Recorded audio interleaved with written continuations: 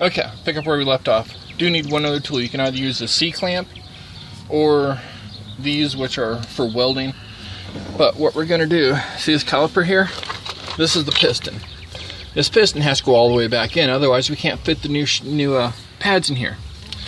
So what we're going to do is we're going to take this, put one in there, and then we're just going to find a nice solid location in back.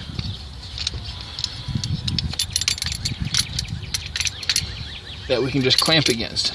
See right there? Nice bit of solid mass. Now what we're going to do is loosen these up so we can squeeze them. And we're just going to keep squeezing. See how that piston moved? Now, when I was younger, a guy told me that you couldn't do this because there's a one-way valve in this line here. So I asked him a question. And I asked him, if there's a one-way valve and when you step on the brakes, how do the brakes release? He didn't have a good answer for me. So I went and checked with the mechanic, and there is no one-way valve in those lines. This is the preferred method to push that caliper or push that piston back. The reason being is you get no air in the line doing this. This is a bleeder valve up here. Typically, what they tell you to do is loosen this up, push this back, let all the fluid escape here. Then tighten it back up and wait for when you put the pads on. Then you have to breathe your brake line because you don't know if you got air. Air in a brake line means you don't stop. So, the best way to do it is like I showed you, push this piston all the way back. No air ever gets in the line, you're good to go. Okay, now when you check your pads, you need two different pads. This one with a cup on it was just like this one. Okay, that was in the very back. So you're going to put curve side down, and you're going to push those pins, a little forcefully sometimes, right into that hole. Now, if they don't want to go in easy, do not hit this. Whatever you do, don't hit that. You crack it, you kill its lifespan. And it'll end up like this, in pieces, with you not stopping. Okay, now the other side, the outside, had this clip. So just like the reverse side, you're going to set it in and just push. Oh, it's supposed to be just push. They don't always go in easy. Find my screwdriver here. All you got to do is pry that out a little like that. Just like that, pry it out. And then just push it down. Okay, you'll know it's in when it's seated all the way down here on the bottom. Clips are on. Okay, it looks good. Make sure you got everything in right. Get everything pushed to its edges. Okay, now we're just going to do the reverse. If your piston's all the way in like it should be, this will just slide right on.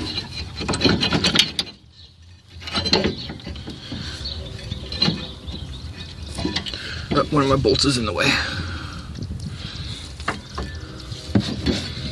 Let's see, with this one you got to make sure both your bolts okay. Part one's good. Pull that one back. Okay, see what I had to do here? Look right here. Okay, this won't go back any further because of this bolt and this rubber boot. So grab it and pull it back. Slides right in. Now just repeat that step on the bottom. Make sure it's in there nice and snug, which it doesn't quite look like. Okay, set the bottom in first. This spring is to keep pressure down so that these are always seated. Pull that out. Pop that in. There you go. Now we're just going to do everything in reverse.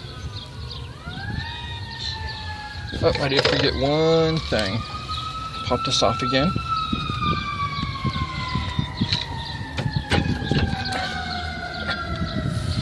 Okay, what we want to do, set that up there. It's a packet of brake grease. It does not mean put it on the brake. You put grease on here, you'll never stop. Well, you will as soon as you hit something solid, but that's not. Okay, take the brake grease, squirt a little out on your finger.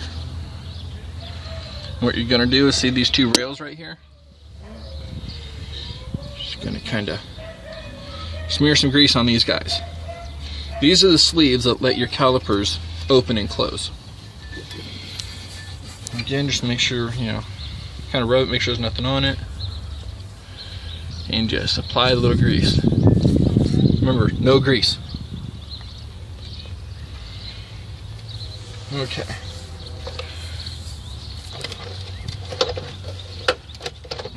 Wipe your fingers clean. No grease on the rotor, no grease on the pads. So we're going to push these guys in. Set the bottom down first.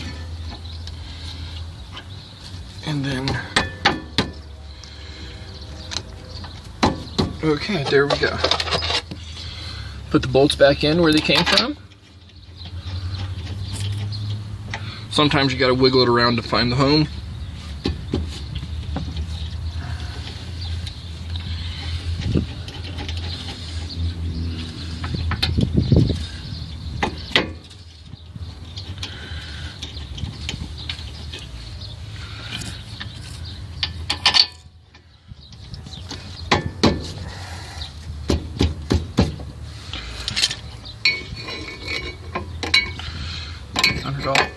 Something better to try with. There we go. Sometimes you gotta hunt around for it. Don't force it, just keep turning by finger until you feel it. Okay, as soon as it starts, give it a couple turns in. You don't want to tighten anything down until both of these are in place. Now we're going to do the same thing on top. Give it a little room. Okay, and there we go. Now you don't need a whole lot of pressure on these. Don't need a lot of torque. So a quarter turn after you get snug, maybe half, just nothing too much. Don't crank it down, don't snap it off. Get on the bottom, same thing. Make it snug. Okay. Now before we put the wheel back on, we're just going to go through, check that everything's in its right place. So we have a caliper, inside brake pad, outside brake pad, okay. We got grease on here. It's a good time to look at your lines, see if it's cracked, checked, split, any kind of oil on it, you want to replace it, okay. So everything under there looks good. Everything's back in its place. Now we're just going to put the wheel back on. And with that, there's only one more real step to talk to you about putting the wheel on.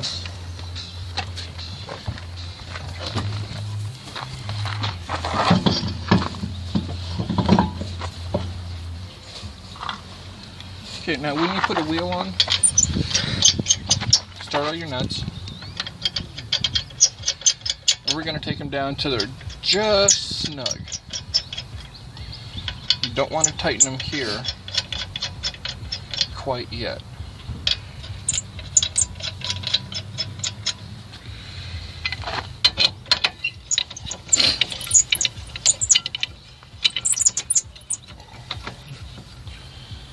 There's it, just snug. Okay, now you want to go in a pattern when you do these 5 lugs. You go, the one you're working on, skip one, go to the next one.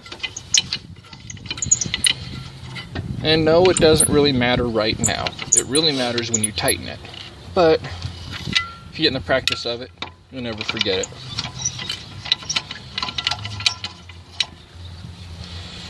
Skip one.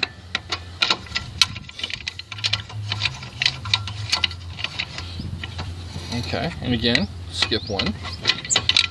And now you've tightened all 5 lugs, alternating. Okay, so now that we're done with this part, what we're going to do is jack the car up just a little, just enough to get the jack out from underneath the stand. So we're going to take it up a couple pumps. Okay. And then come over here. Okay, most of these jack stands have a lever. What that lever does is release the height. So all you do is lift it, pull it out. If you don't have one of those, then just get it so it's free and pull it out. Okay. Now we're going to let the car down. Okay. Don't quite take the jack out yet. Now is when we're going to really put some snug to them. Now, it only takes 90 pounds to keep this tire on the car. 90 pounds is not a lot. Imagine a little 90-pound person jumping up and down on this. That's about all it takes. Too tight, you snap off a bolt. You strip the threads off it. Or the worst possible case is on each one of these studs is some threading on the back that holds it into the hub. Strip those, you gotta drill it off. I've only done that once.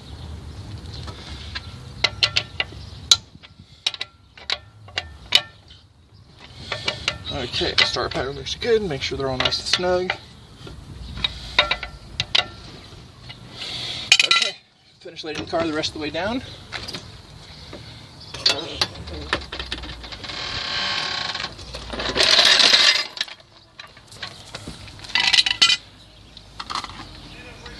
And reattach your hubcap.